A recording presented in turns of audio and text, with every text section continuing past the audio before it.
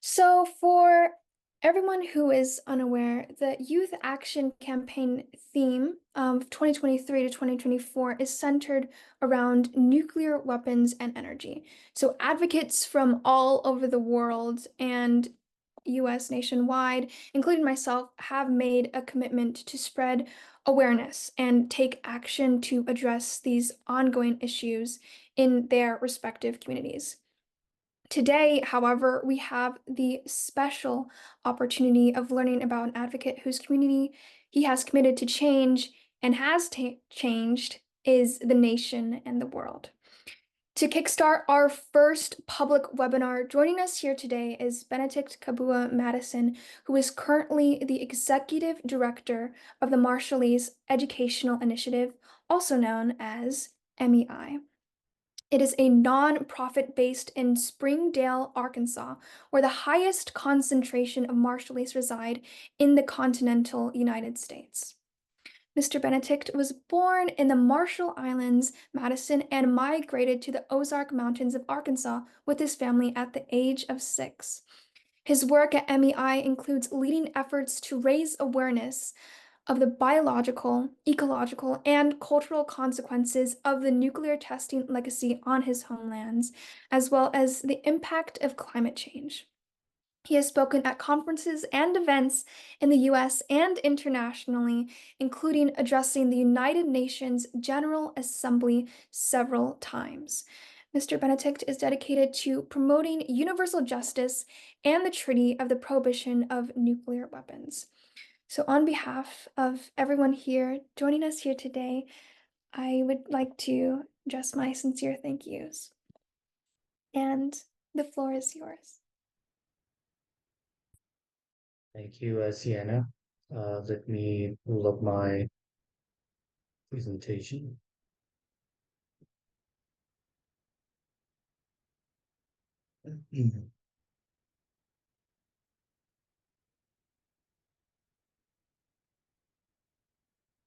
Can you all hear me? Loud and clear. Thank you. First of all, I want to thank Thomas and your amazing team for putting this together and for the opportunity to share with you all today about the impacts of nuclear weapons testing on the Marshall Islands. So my presentation, you will learn about Marshallese migration in relation to the nuclear legacy and other factors relating to the legacy. So the Marshallese Educational Initiative was founded in July of 2013, and we help community members navigate life in Arkansas and the US. We promote educational attainment, and through arts and humanities programming, we promote Marshallese traditional culture. We also offer programs that uplift women, youth, elders, and men, including social, environmental, and nuclear justice advocacy for all Marshallese people. As an intercultural organization, we actively facilitate dialogue among diverse communities to foster positive social change. And so, as Sienna had mentioned in my bio, I have spoken at a lot of events, including here. I had the opportunity of addressing the United Nations General Assembly um, for International Day Against Nuclear Weapons. This was back in 2022. And of course, you can learn more about our work on our website and follow us on Facebook, Instagram, as well as Twitter.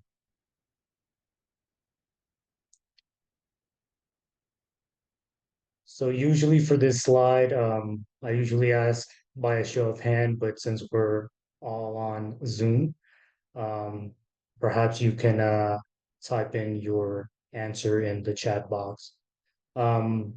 But where are the Marshall Islands located? And I'll give you all about 30 seconds to put your answers in the chat box.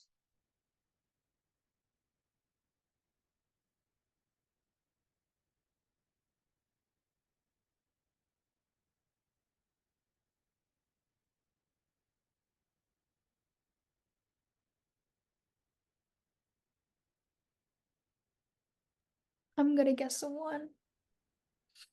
South Pacific.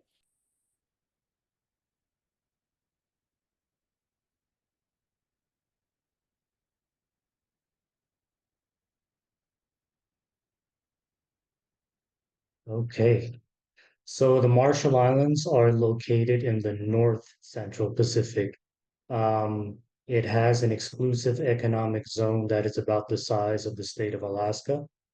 It consists of 5 islands and 30 atolls, including Wake Island, which the US also claims. Um, there are two volcanic chains. So these islands used to be as high as the Hawaiian Islands, but they are now low-lying islands and atolls. In fact, the Marshall Islands is one of maybe 5 low-lying atoll nations in the world. So the Marshallese are a diasporic community due to the twin existential threats of nuclear and climate change. Which have forced Marshallese to migrate to the U.S. Along with a lack of economic, health, and educational opportunities in the Marshall Islands. So Marshallese migration started during the U.S. nuclear testing program in the Marshall Islands, which was a 12-year program that involved the testing of atomic and hydrogen weapons above ground, underground, and underwater.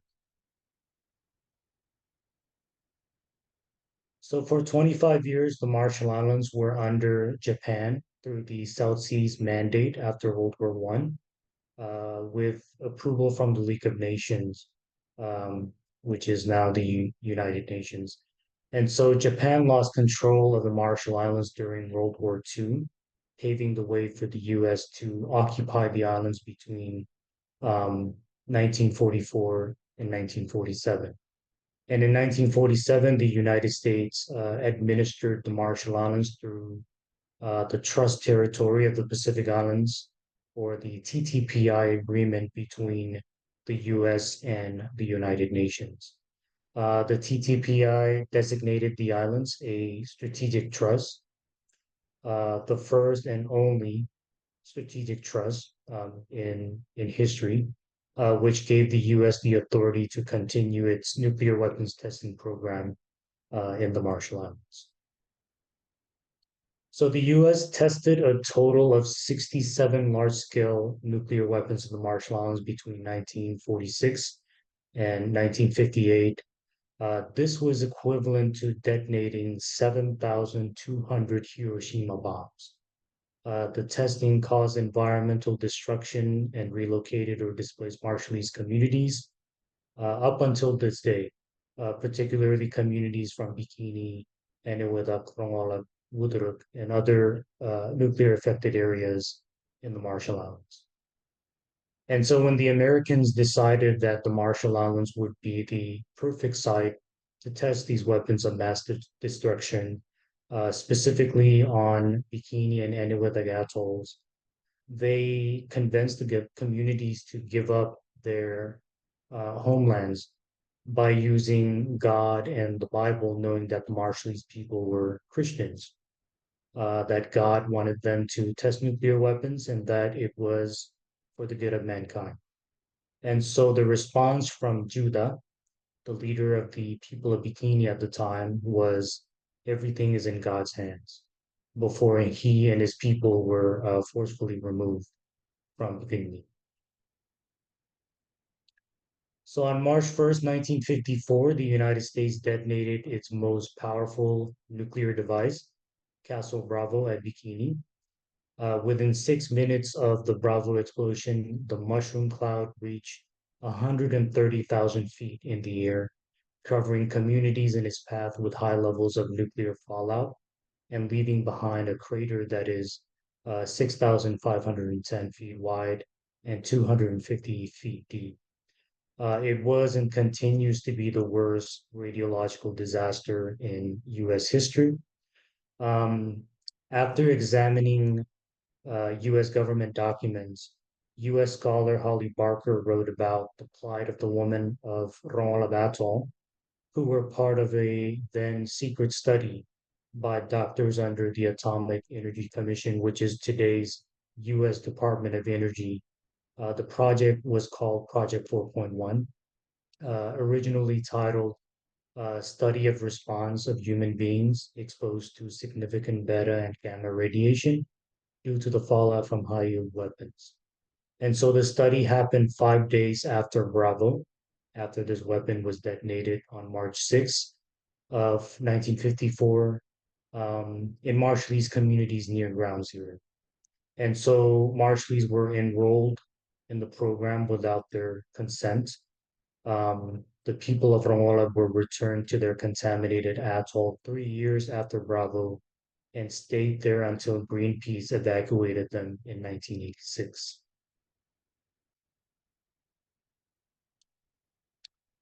So another factor that is contributing to Marshallese migration is seeking access to health, jobs, and education, um, and to reunite with family in the U.S.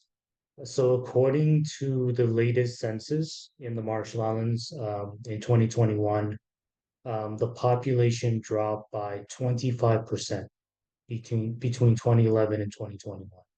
And so roughly two-thirds of the Marshallese population uh, in the world live outside of the Marshall Islands.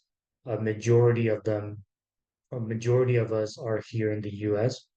Arkansas um, has the largest Marshallese diaspora community. We have anywhere between 20 to about 25,000 Marshallese in Arkansas. Um, and, we migrate here because of the Compact of Free Association. Um,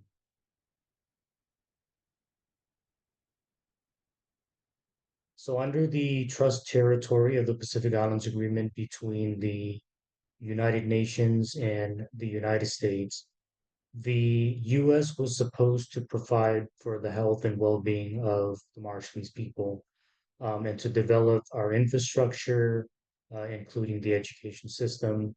But they failed in doing that because, uh, they were busy developing nuclear weapons.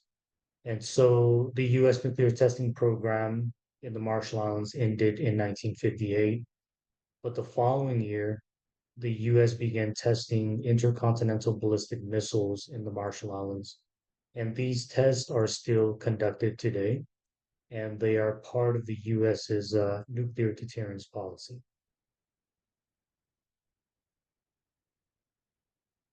So another question, and you can put your answer in the chat box. What political agreement exists between the United States and the Marshall Islands? Is it one, the trust territory of the Pacific Islands, two, the Treaty of Versailles, three, the Treaty on the Prohibition of Nuclear Weapons, or four, the Compact of Free Association?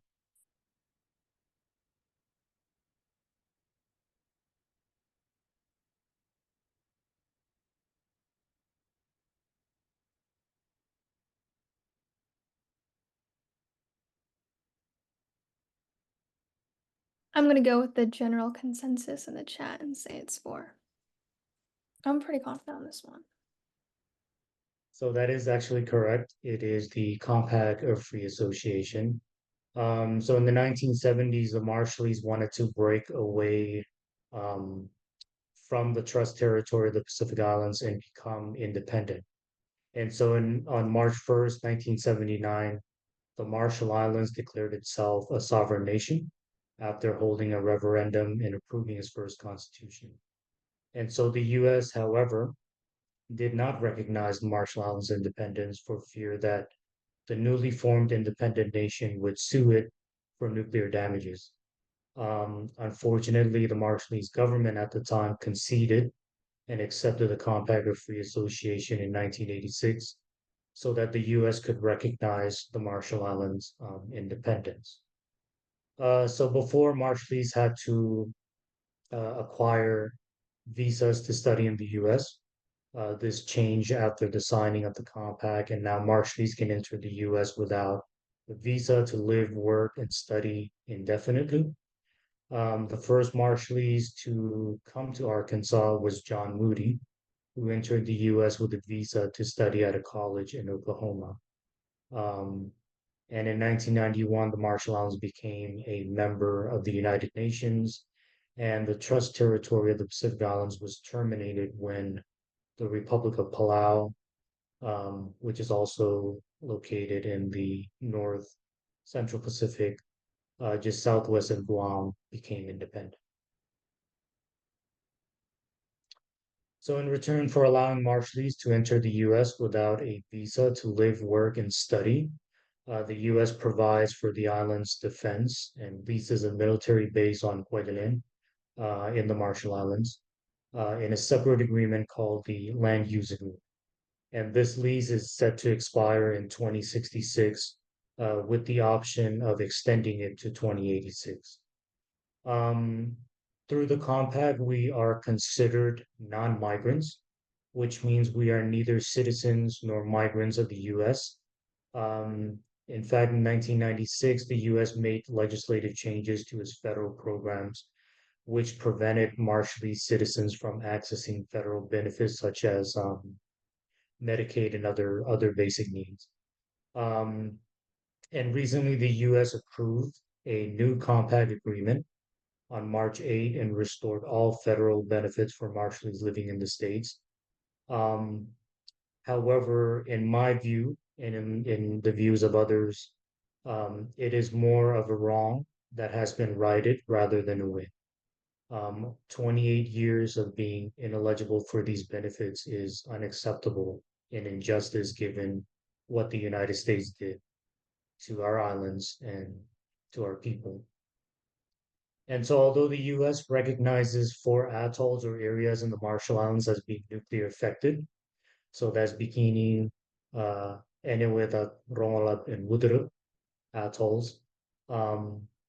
Their declassified documents that were released under President Bill Clinton's administration in the 90s showed that more atolls and islands were exposed to nuclear fallout during the testing period. Um, and considering the new information in the 90s, the Marshall Islands submitted a change circumstances petition as allowed under the compact to the US Congress in the early 2000s. And unfortunately, Congress rejected it.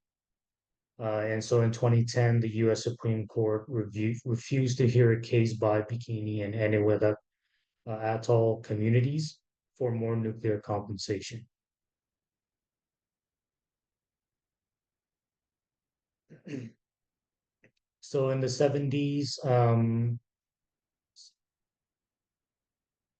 So in the 70s, the US constructed a temporary nuclear waste storage called the Renadome on Eniwetok, which used a mix of concrete and nuclear waste, um, which is this structure that you see here.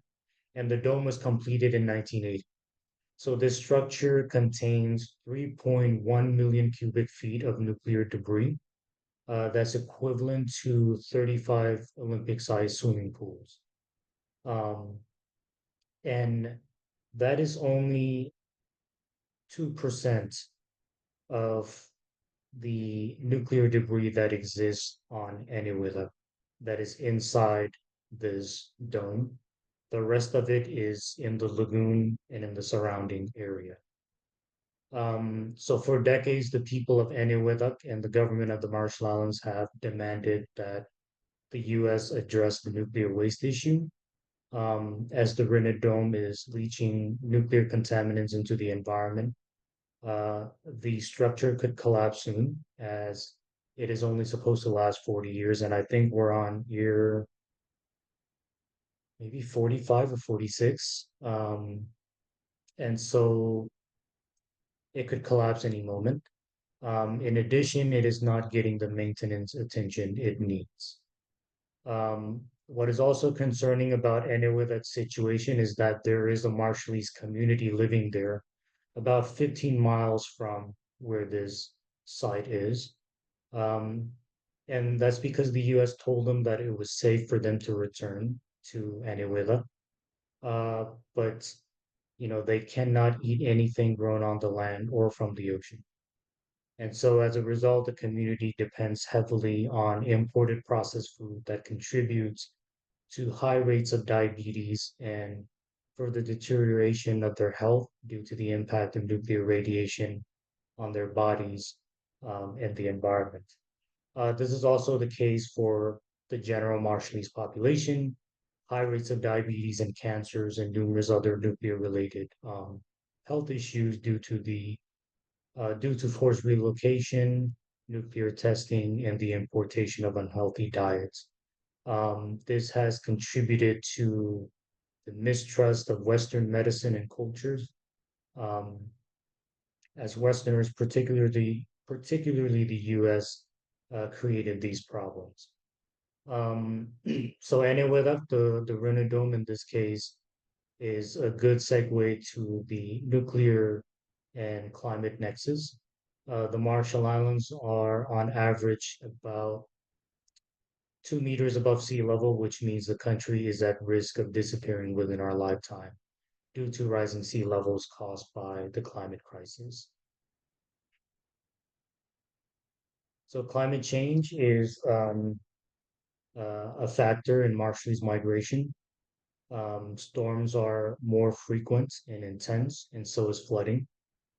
This century, we see a decline in rainfall throughout country, especially in the northern um, atolls and islands, increased temperatures in the atmosphere and the ocean, and these factors impact fishing industry and people's ability to grow food and make money, pushing people to relocate to the U.S.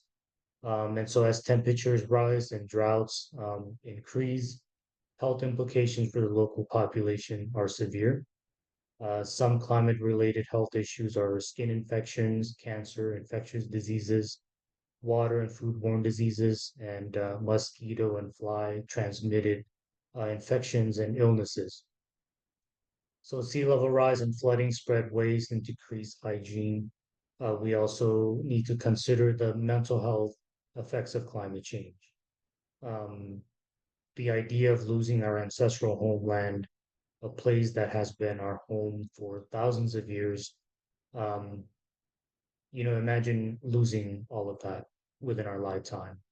And take, for instance, the stress, anxiety, depression, suicide, and substance abuse caused by natural disasters. Um, Scientists have predicted that the Marshall Islands could be again underwater within our lifetime if the world continues its path to destruction. If we cannot save an island nation, we will never be able to save the world. Um, and this is something that demand not only, Marshallese demand not only a nuclear-free world, but a livable planet for all. So this photo of Madro, the capital of the Marshall Islands, shows how narrow some of the islands and atolls are. Now, we don't want to just be seen as victims, but we are also active agents of change. Um, we actually, Marshallese leaders in the 1950s sent petitions to the United Nations um, demanding that they put an end to nuclear weapons testing in our islands.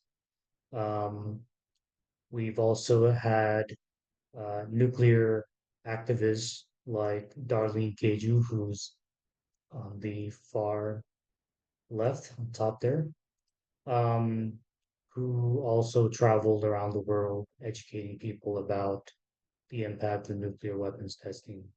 We also had Lee Jong and Tony DeBroom, who was our climate ambassador and also um, Minister for Foreign Affairs. He actually led a nuclear lawsuit against the non-nuclear weapon states in 2014. We lost that case, but it did bring about international attention. He also led Paris climate talks.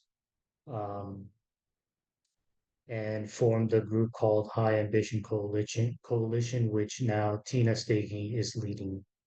Darlene, Lee Damaganilang, and Tony DeBroom, they were all victims of nuclear weapons testing, and they all passed away from cancer. Um, and so for the Marshallese Educational Initiative, we collaborate with numerous groups and individuals from affected communities and other anti-nuclear uh, groups. We have hosted and been on webinars, panels, presentations. We do advocacy work, um, especially on issues relating to the Marshallese diaspora or nuclear disarmament work. We also have a Youth for Nuclear Justice project um, that's we started 2 years ago, where we have Marshallese youth uh, come together to educate other youth about the impact of nuclear weapons testing and climate change and other issues that connects to the legacy. We also have Marshallese youth do artwork to express um, their thoughts and feelings about the nuclear legacy, climate change, and other issues impacting our homelands and people.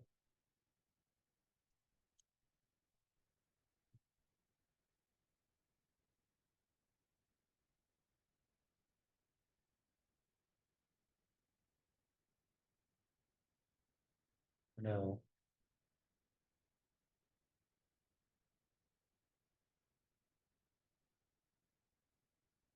So here is a video.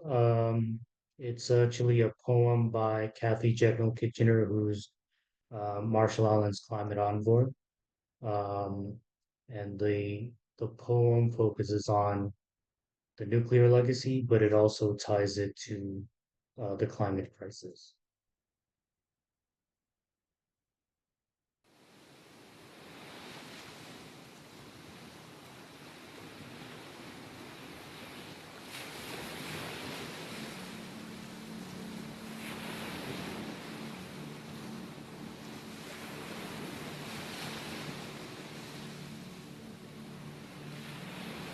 I'm coming to meet you.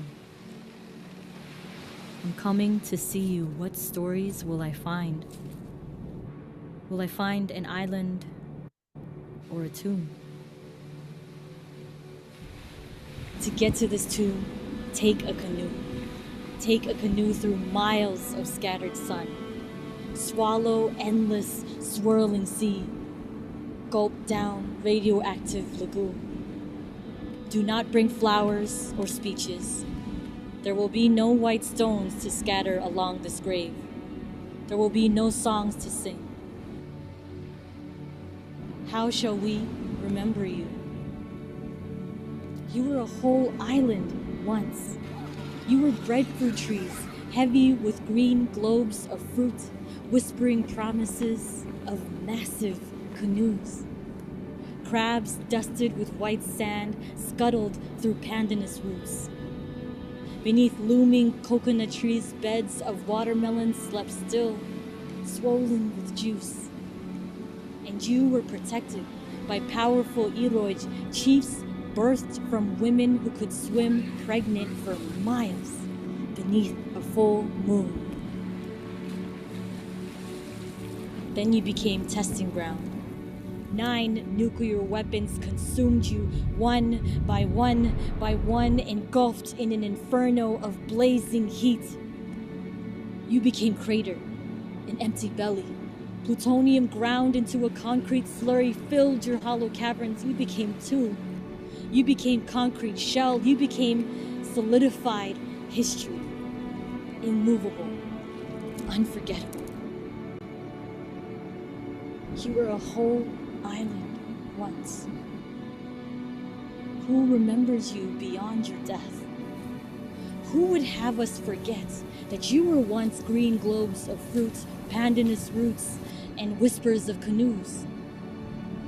Who knows the stories of the life you led before? Here is a story of a turtle goddess. She gifted one of her sons, Ledao, a piece of her shell anointed with power, a leathery green fragment hollow as a piece of bark. It gave Ledao the power to transform into anything, into houses and trees, the shapes of other men, even kindling for the first fire. He almost burned us alive. I am looking for more stories. I look and I look. There must be more to this than incinerated trees, a cracked dome, a rising sea, a leaking nuclear waste with no fence. There must be more to this than a concrete shell that houses death.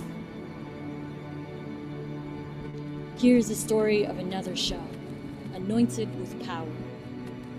Ledao used it to transform into kindling for the first fire.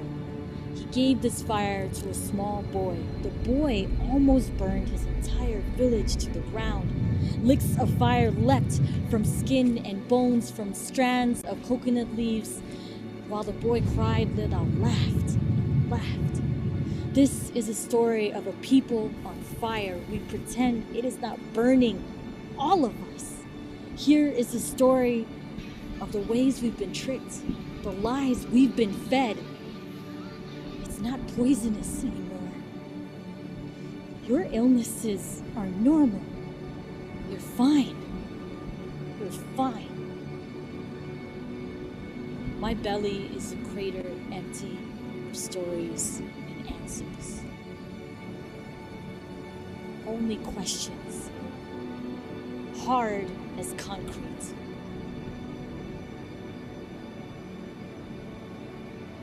Who gave them this power? Who anointed them with the power to burn?